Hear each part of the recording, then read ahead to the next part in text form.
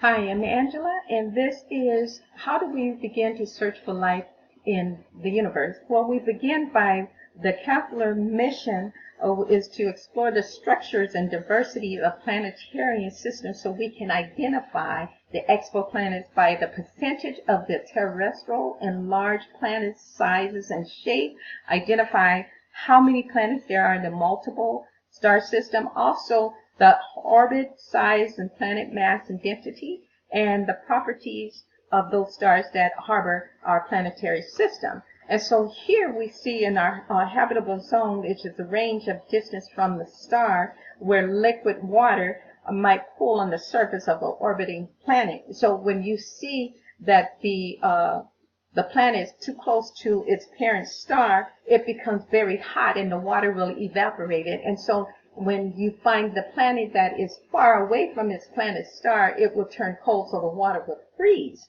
And so to help us understand the searching of light, Isaac Newton recognized the white light going through the prism, which shows its true color, which is the rainbow, ranges from violet to red. It's characterized by its wavelength.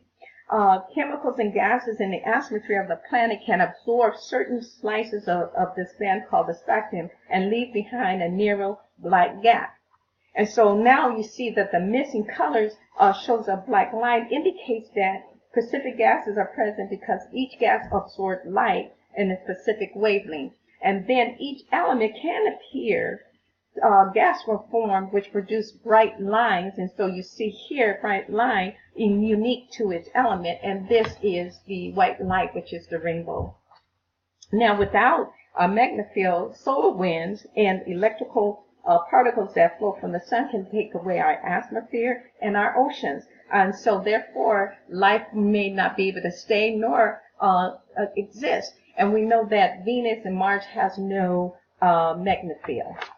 And so two scientists, Johnson and Lee, suggest that planet formation take place in the star system with a higher metallicity, which used in reference to the element heavier than oxygen, hydrogen, and helium, such as oxygen and iron.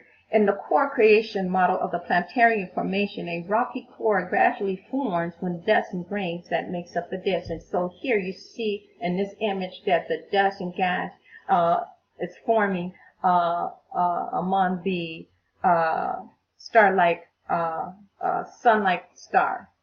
These are my reference. Thank you.